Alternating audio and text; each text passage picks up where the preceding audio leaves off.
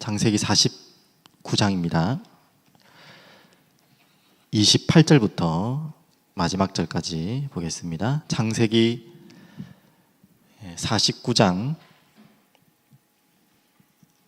28절부터 33절까지 다 같이 읽겠습니다. 이들은 이스라엘의 12지파라. 이와 같이 그들의 아버지가 그들에게 말하고 그들에게 축복하였으니 곧 그들 각 사람의 분량대로 축복하였더라. 그가 그들에게 명하여 이르되 내가 내 조상들에게로 돌아가리니 나를 헷사람 에브론의 밭에 있는 굴에 우리 선조와 함께 장사하라. 이 굴은 가나안 땅 마므레 앞 막벨라 밭에 있는 것이라. 아브라함이 헷사람 에브론에게서 밭과 함께 사서 그의 매장지를 삼았으므로 아브라함과 그의 아내 사라가 거기 장사되었고 이삭과 그의 아내 리브가도 거기 장사되었으며 나도 레아를 그곳에 장사하였노라. 이 밭과 거기 있는 굴은 헷 사람에게서 산 것이니라. 야곱이 이들에게 아들에게 명하기를 마치고 그 밭을 침상에 모으고 숨을 거두니 그의 백성에게로 돌아갔더라. 아멘. 살아계신 주님 감사합니다. 오늘도 야곱이 꿈꿨던, 아브라함이 꿈꿨던, 하나님 바울이 꿈꿨던 그 꿈을 우리도 꾸는 귀한 시간 되게 하여 주시옵소서. 하나님 오늘의 말씀이 그 언약 속에서 붙잡히는 하루 되게 하여 주시옵소서. 감사드립니다. 살아계신 예수 그리스도 이름으로 기도드립니다. 아멘. 창세기 이제 49장입니다. 오늘 말씀 전체를 보면서 붙잡은 제목은요, 이렇게 잡았습니다. 하나님 나라를 꿈꾸느냐고 라는 제목으로 잡았습니다. 오늘 야곱의 유언이죠. 오늘 야곱의 유언과 함께 이제 죽음을 맞이하는 장면이 나옵니다. 창세기는 요셉의 죽음으로 마무리되지만 결국 야곱의 죽음으로 거의 모든 것이 다 마무리된다고 해도 과언이 아닙니다. 그만큼 부족한 인생이었지만 야곱만큼 중요한 인물이 이 창세기에 없고요.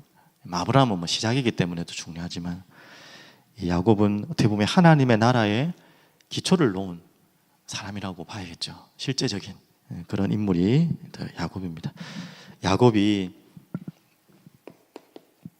정말 오늘도 확인하겠지만 기도의 사람이었습니다. 완전 그 기도의 사람, 여러분과 저도 마찬가지겠죠. 반드시 세 가지를 붙잡고 기도하는 겁니다.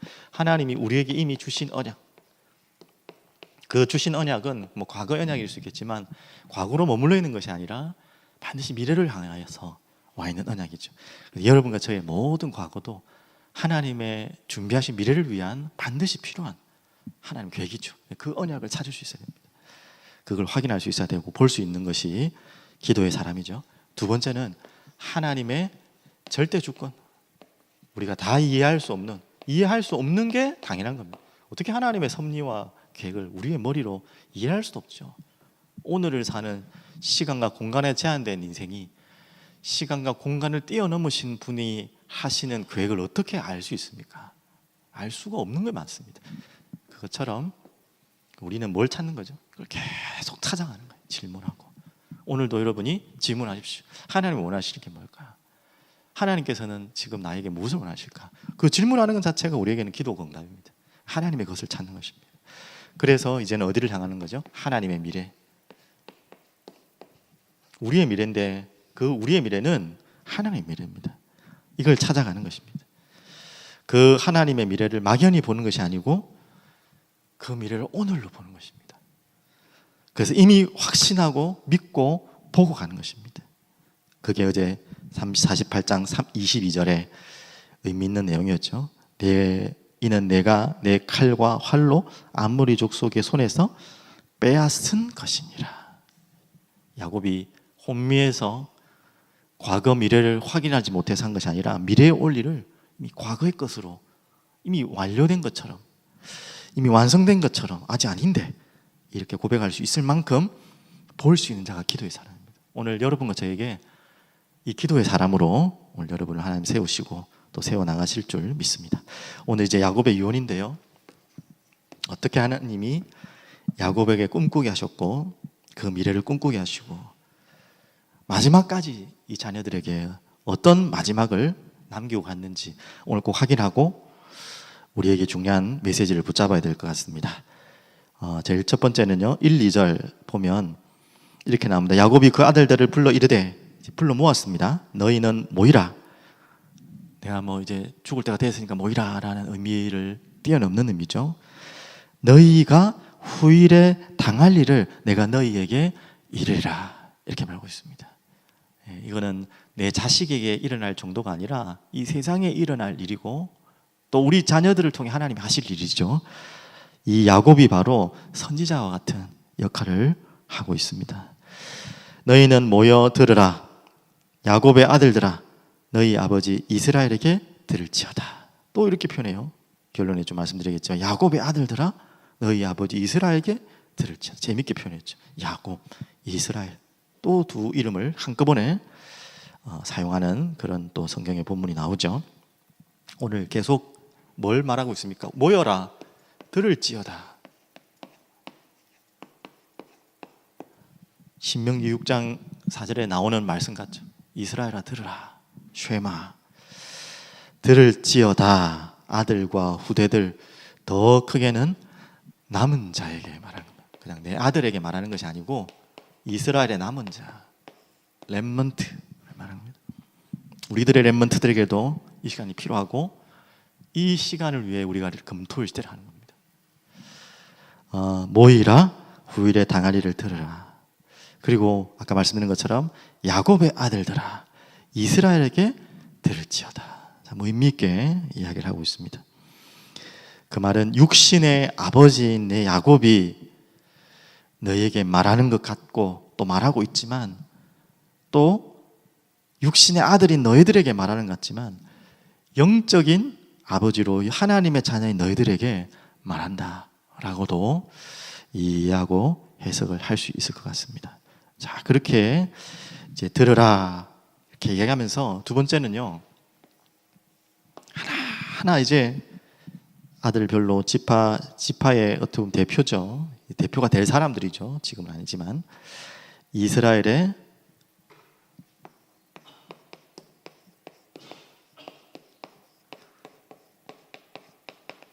열두 지파라. 이들은 이스라엘, 지금 예언을 쭉 다 하고 28절에 보면요, 이들은 이스라엘의 열두 지파라. 이와 같이 그들의 아버지가 그들에게 말하고 그들에게 축복하였으니 곧 그들 각 사람의 분량대로 축복하였더라. 이들을 이스라엘 열두 지파 다 예언하고 축복한 다음에 열두 지파라 그렇게 하시면서 축복하고 중략에 나온 게 각 사람의 분량대로 이렇게 나왔죠.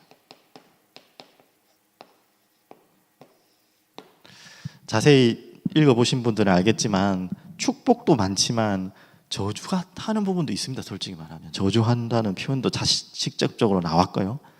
그런데 그 모든 부분이 결론은 28절이에요. 나와 있죠. 이들을 그들에게 말하고 그들에게 저주도 하고 축복하였으니가 아니라 모두 그걸 축복으로 표현으로 나왔습니다. 그래서 각 사람들의 분량대로 축복하였더라. 저주처럼 어려운 일처럼 일어날 것을 말한 것 같지만 결국 그렇게 경고한 내용 자체가 그들을 바꾸고 축복하기 위한 것이다 라는 궁극적인 의미가 하나님의 메시지이자 부모가 자식에게 해야 되기 때문에 축복이 한 게 아니라 하나님 주시는 중요한 메시지죠. 이제 이러면서 쭉쭉 12지파에 대한 축복을 이야기를 하고 있습니다. 조금만 살펴볼까요? 다는 살펴볼 수 없고, 르우벤 유명한 아들, 너는 3절에 나오죠. 3절부터 나옵니다.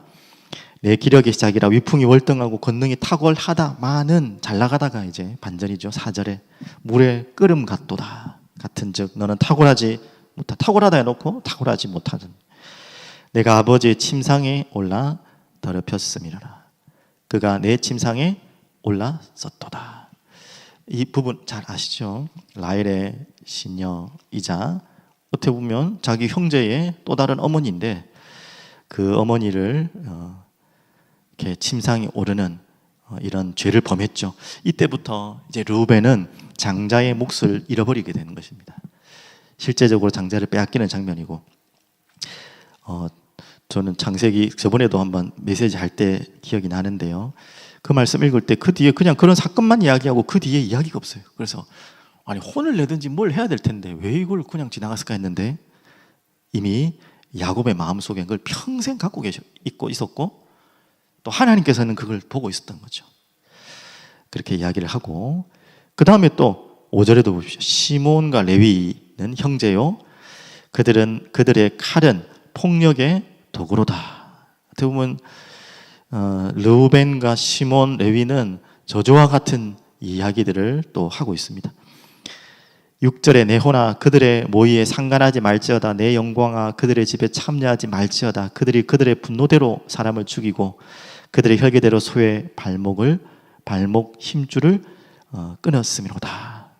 이 부분이 그죠. 베델로 올라가지 않고 세겜에 머물러 있던, 멈추고 있었던 그 현장에서 디나의 사건을 통해서 세겜에서 일어났던, 완전히 한 족속을 몰살했던 그런 잔인한 이야기들을 또 이 자리에서 그때 당시에는 잠시 이야기하다가 또 지나가 버렸는데, 그게 평생 그들에게 올무가 되었고, 그들에게 이제 이런 문제가 오는 그 미래까지 연결되는 이야기들을 합니다. 7절에 그 노여움이 혹독하니 저주를 받을 것이요 분기가 맹렬하여 저주를 받을 것이라. 내가 그들을 야곱 중에 나누며 이스라엘 열 중에서 또 흩트리로다.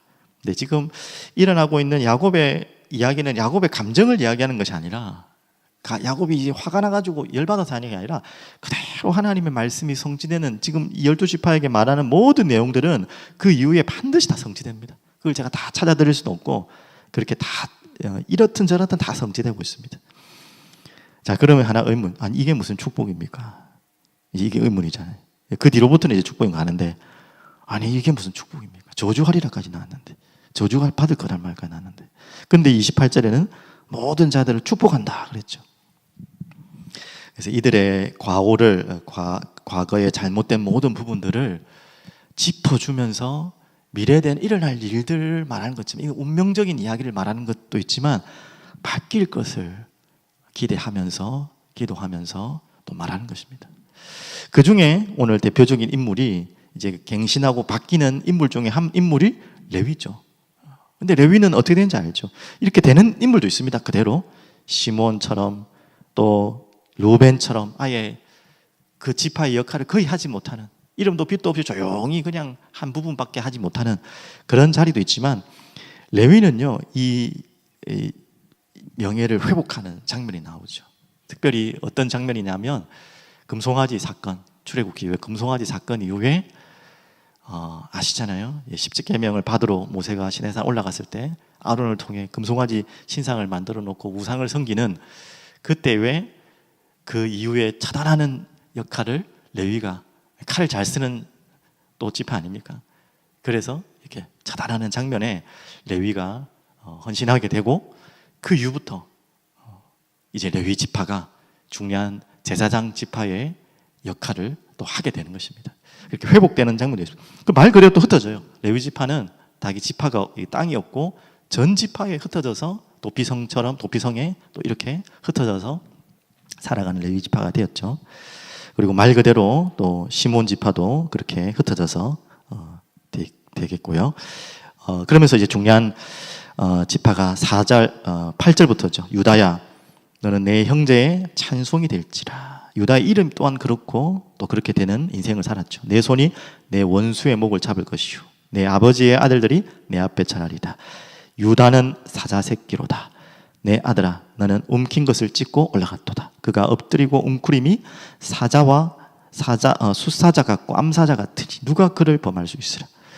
10절에 우리 규가 유다를 떠나지 아니하며 통치자의 지팡이가 그 발 사이에서 떠나지 아니하시기를 실로가 오시기까지 이르리니 그에게 모든 백성이 복종하려다. 11절까지 계속 길죠. 그의 나귀를 포도나무에 매매 그의 암나귀 새끼를 아름다운 포도나무에 맬 것이며 또 그 옷을 포도주에 빨며 그의 복장을 포도즙에 빨리로다. 그의 눈은 포도주로 인하여 붉겠고 그의 이는 우유로 말미암아 희리로다.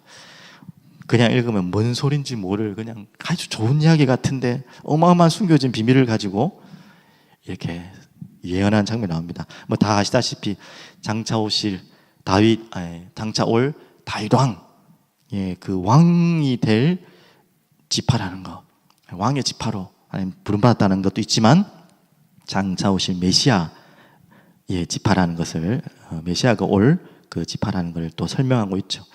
그래서 8절부터 10절까지는 잘 설명하고 있습니다. 이게 바로 장차 오실 메시아의 모든 초점이 와 있고요.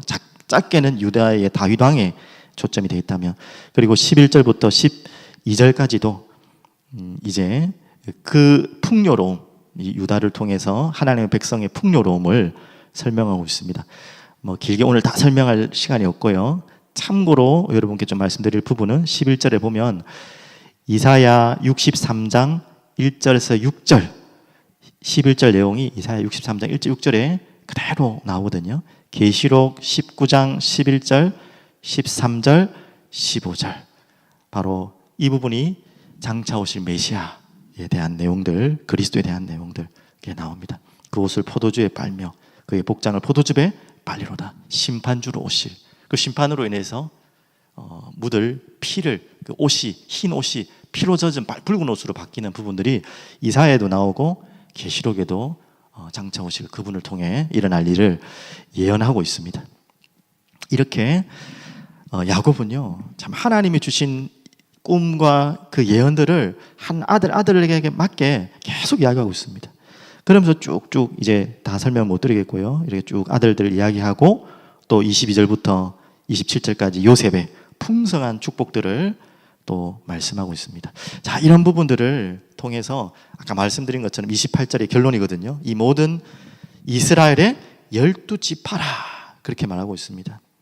이와 같이 그들의 아버지 그들에게 축복하셨으니 곧 각 사람들의 분량대로 축복하였더라. 각 사람들의 분량대로 축복하였더라. 저는 이 부분을 확인하면서 어떻게 느꼈냐면, 이게 고린도전서 12장에 나왔던 결국 신약에 성취될 이야기지만 교회의 모습이 아닌가. 에베소서 4장 4절에 같은 말이죠. 각자의 분량대로 하나님이 준비하시고 사용하실 그 몫을 우리 성도님들 각각에게 허락하셔서 교회를 세워나가는 것이 하신가. 그러면서 이들은 이스라엘 12지파라. 계시록 21장 12절에는요 12, 12에 대한 숫자에 대한 가장 많은 의미가 계시록에 나와 있잖아요. 또 21장 14절, 이 구약의 12지파, 신약에는 뭐죠? 12사도. 구약의 12지파, 신약의 12사도를 통해서 12이란 것은 완전한 충족수를 말하는 거거든요. 그래서 구약의 남은 자, 구원받을 자, 신약의 또 이후로 구원받을 자, 이게 전체 구원받을 하나님의 백성을 말하는 거죠. 그 12지파다. 제 설명이 아닙니다. 성경에 그대로 나와 있습니다. 계시록에. 이 지파를 통해서 새 예루살렘에 들어갈 지파의 숫자들을 이렇게 이야기하고 있는데 바로 교회를 말하고 있습니다. 이렇게 하나님은 모든 구원받을 자들을 통해서 교회를 이루어가시고 지금 이 새 예루살렘을 향해 하나님 나라를 이루어가는 그 일을 이루어가신 것입니다. 그래서 오늘 개인적인 자기 아들들에 대한 미래의 일을 말해주는 수준이 아니고 지금 하나님은 야곱을 통해 하실 유언이 뭐냐면 이제 12지파를 세워나가고 일어날 하나님의 나라를 하나하나 거기에 역할들과 미래들을 이야기하고 있는 것이죠. 그래서 모든 지금 지파들을 저주하는 것처럼 보이지만 결국은 축복하는 부분들로 마무리되는 부분이 오늘 이야기입니다. 이게 우리가 해야 될 일이고 우리가 함께 꿈꿔야 될 일이고 하나님께서 우리를 통해서 하실 일이죠. 이 부분을 여러분 마음에 담으시길 바라겠습니다. 그럼 마지막 세 번째는요, 이 예언들을 12아들을 앉혀놓고 하는 이유가 뭐겠습니까? 바로 이겁니다. 자신의 개인적인 유언을 말하는 것이 아니라 함께 바라볼 꿈이다. 꿈과 미래를 말하는 것이죠. 영원한 미래. 그래서 다시 말씀드리지만 언제나 마지막을 바라보며 오늘을 살아가라는 거예요. 이 예언들은 언제 성취되겠습니까? 장차 메시아가 올 거라는 게 언제서요? 최소한 몇백 년 이후에 다 이 언약들이 다 성취되고요. 또 몇천 년 후에 성취되는 언약도 있습니다. 하루 이틀 너희들이 살아가는 동안에 일어날 일들은 거의 없어요. 지금 그들의 후손과 후손을 통해서 일어날 일을요, 지금 나하고 상관없는 이야기죠. 솔직히 말하면 지금 당장 살아가야 될 아들들의 그 삶하고는 당장 상관된 내용이 거의 없어요. 근데 몇백 년 후에 몇천 년 후에 일어날 일들을 지금 그 아들들한테 예언하고 있다. 함께 바라보고 꿈꿔야 될 내용, 특별히 유다에게 준 예언이 가장 중요한 예언이죠. 그렇게 지금 이야기를 하고 있습니다. 그래서 우리가 바라봐야 될 마지막 꿈 같이 다시 이야기합니다. 언젠가 안 올 것 같지만 반드시 오는, 지금 이스라엘 그 자녀들에게 하는 이야기는요, 가나안이죠. 항상 그 약속의 땅. 이걸 계속 심기 위해서 또 28절 이후부터 29절 또 얘기합니다. 그가 그들에게 명하여 이르되 내가 내 조상들에게 돌아가리니 나를 햇사람 에브론의 밭에 있는 굴에 우리 선조와 함께 장사하라. 그리고 그 굴에 대해서 어떻게 이 굴이 생겨진지를 다시 역사적인 사건을 아브라함이 샀던 막벨라 굴 이야기를 합니다. 그리고 31절에 레아가 그곳에 장사됐다는 이야기가 나오고요. 그리고 32절 그 역사적인 사건들을 자녀들에게 다시 한번 이야기합니다. 그 뭐 중요한 이야기라고, 자기 매장지 하나 이야기하는 게 뭐 중요하다고 이렇게까지 막 설명을 합니까? 뭐 우리가 죽을 땐 필요하겠지만 그런 의미가 아니죠. 바로 이 이야기를 하려고. 너희들도 반드시, 내가 여기에 매장된다는 건 너희들도 반드시 여기에서 매장된다는 거죠. 가나안 땅, 약속의 땅, 그 마지막을 항상 바라보면서 너희들 오늘 살아야 된다. 장차 오실 메시아를 기다리는 그 땅이죠. 그냥 단순한 땅이 아니죠. 하나님 맡기신 정도가 아니고 그곳에 오실 메시아. 그러면서 기억해야 될 것, 그 가나안의 의미는, 죽음의 의미는 우리는 천국을 바라보는 소망을 가지고 오늘을 매일매일 그날처럼 사는 것입니다. 오늘이 그날이 올 수 있다는 것을 기억하고, 그리고 새하늘과 새 땅, 참 막연한 이야기고 우리하고는 아무 상관없는 이야기 같지만 반드시 올 그날을 막연하게 보지 말고 오늘 그날일처럼 생각하는, 오늘 그날인 것처럼 새 예루살렘. 결론으로 말씀드리겠습니다. 오늘 야곱의 유언인데요, 이런 제안을 먼저 좀 드려봅니다. 저도 오늘 이 말씀을 보면서 했는데, 참 야곱이 죽음 직전에 하나님 하셨겠지만 어떻게 이 아이들을 다 모아놓고 이런 메시지를 하겠습니까? 대부분의 우리 부모님들은 그런 상황이 안 되거든요. 갑자기 의식을 잃으시거나 말씀을 못 하실 때 이제 뭐 이렇게 자녀들이 모여가지고 보고 이렇게 하잖아요. 살아 생전에 저도 장례배를 많이 했지만 한 번씩 좀 참 묻기는 좀 그래도 혹시 유언이라든지 이렇게 하신 말씀이 있는지를 어떻게든 좀 알고 싶은데, 거의 제가 만난 분들은 부모님이 어떤 유언을 하셨거나 이런 분 잘 없더라고요. 갑자기 의식을 잃어서 쓰러지셨고 뭐 이렇게 되더라고요. 그래서 여기 계신, 또 건강하게 계신 여러분들에게 미리 제안을 드리는 거는, 여러분들이 유언을 지금부터 준비하라.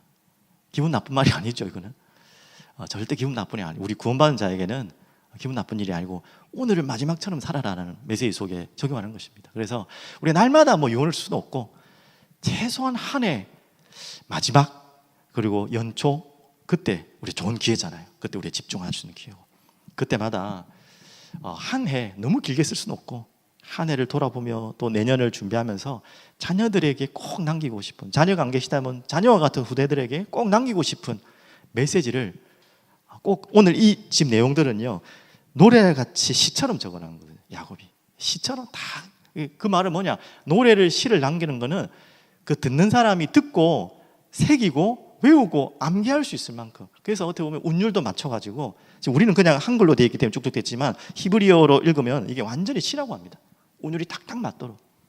그 말은 자녀들이 그걸 기억하고 계속 담고 외우도록 지금 하는 거죠. 당연히 그때는 뭐 글을 남기고 할 수 있는 그런 상황이 잘 안 되기 때문에 그렇게 하겠지만, 그럴 만큼 그래서 한 해를 마무리할 때마다, 새해를 시작할 때마다 아직 먼 이야기일 수도 있겠지만 자녀들에게 내가 꼭 하고 싶은 언약적인 메시지를 여러분들 좀 기록해 놓으시기 바랍니다. 그게 1년, 2년, 3년 뭐 언제 되실지 모르겠지만 10개의 메시지가 될 수 있고 20개의 메시지, 한 해에 1개 메시지라면 언제일지는 모르겠지만 그렇게 준비하는 시간 되길 바랍니다. 그래서 결론으로 어떤 것을 남게 될 것인지를 말하는 것입니다. 야곱이 남긴 것은 바로 이겁니다. 결국 말한 거죠. 야곱의 자녀들에게 남기려고 한 이야기는 뭐냐면 장차 일어날 일도 되겠지만 야곱이 이스라엘로 바뀌어가는 흔적을 말하는 거예요. 그게 우리가 남길, 우리 자녀들에게 남길 유산입니다. 야곱이 어떻게 이스라엘로 살아갔는지, 아무 힘없는 머리 쓰고 매일 그냥 얍삽하게 살았던, 자기 힘으로 살았던 야곱이 완전히 하나님 앞에 엎드려서 이스라엘로 살았던 그 흔적, 그게 위대한 유산이죠. 그게 주셨던 메시지, 그렇게 되었던 기도, 그렇게 되었던 하나님의 소망. 여러분도 마찬가지잖아요. 야곱 같은 우리를 하나님이 어떻게 이스라엘로 바꿔가시고 살게 하셨는지, 하나님 은혜죠, 맞죠? 그 은혜를 남기는 여러분 되시길 바랍니다. 결론 중에 결론, 오늘 제일 중요한 구절은요 49장 18절입니다 지나가는 본문으로 읽었지만 이 본문으로 마치겠습니다. 우리의 모든 결론, 지금 예언의 결론이자 하나님께서 야곱에게 주신 예언의 결론이자 모든 메시지의 결론은 바로 18절입니다 49장 18절. 여호와여 나는 주의 구원을 기다리나이다. 이건 그냥 지나가는 말이 아닙니다. 축복하면서 중간에 이 이야기를 자녀들에게 하는데요, 결국 이 예언의 모든 목적과 방향은 이겁니다. 18절 한번 다시 한번 같이 읽어볼까요? 여호와여 나는 주의 구원을 기다리나이다. 그래서 12지파에게 장차 이 12지파를 통해서 하나님이 하실 일들을, 또 장차 12사도, 전 세계 모든 민족이 자신의 구원뿐만 아니라 주님께서 이루실 구원, 구원이 여기에 보면 예수와라는 뜻이거든요. 장차 오실 메시아, 그 구원을 기다리는, 그걸 막연한 것이 아니라 반드시 이루어질 그날을 기다리면서 예언한, 오늘 우리 부모 된 여러분들이 자녀들에게 남겨야 될 일입니다. 장차 다시 오실 메시아 그리스도를 기다려요. 그런 마음으로 여러분의 마지막을 살아가시고 여러분의 후대들이 그렇게 또 마지막을 살아가도록 우리 남기시는 여러분 되기를 축복드리겠습니다. 기도하겠습니다.